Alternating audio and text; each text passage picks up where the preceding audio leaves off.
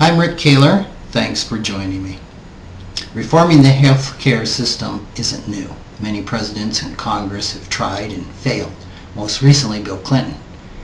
Why then did healthcare reform pass under the Obama administration?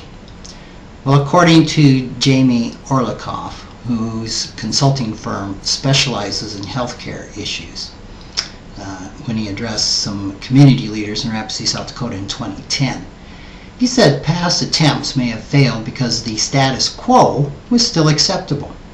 This time around, however, the broad view was that the status quo was unacceptable and the American economy would eventually collapse if nothing were done.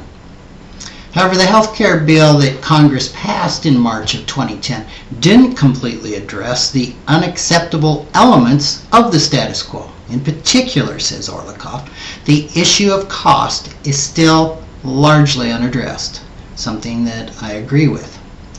The December 2010 report of the Bipartisan National Commission on Fiscal Responsibility and Reform, who is tasked with finding ways to reduce the deficit, said the health care bill didn't go far enough in cutting costs either.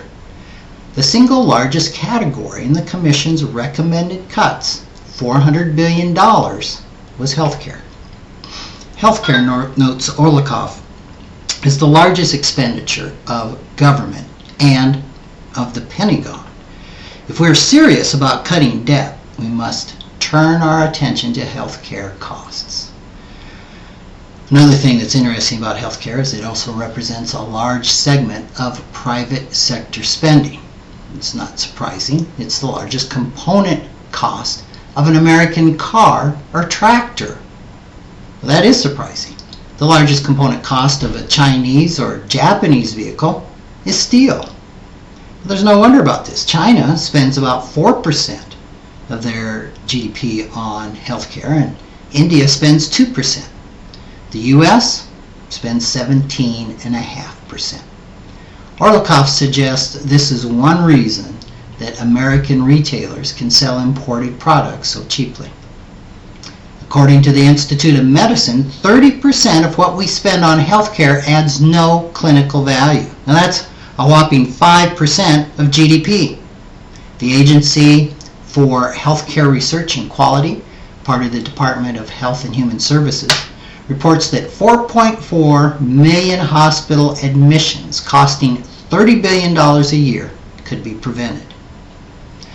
Now, exacerbating the inefficiency of healthcare is that there are huge geographic disparities with pockets of efficiency. One commonly cited example is the contrast between two Texas towns. Despite similar demographics, McAllen has one of the country's highest healthcare spending rates, and El Paso, one of the lowest. When it comes to end-of-life care for parents or patients with terminal illnesses, Orlikoff notes that UCLA Hopkins spends an average of $90,000 per person, and Cleveland Clinic Mayo an average of $55,000, almost half. The difference in spending results in no difference in patient experience or outcome. Now that's worth noting. Orlikoff is also concerned that our burgeoning health care expenses will eventually spell the end of the U.S. economy.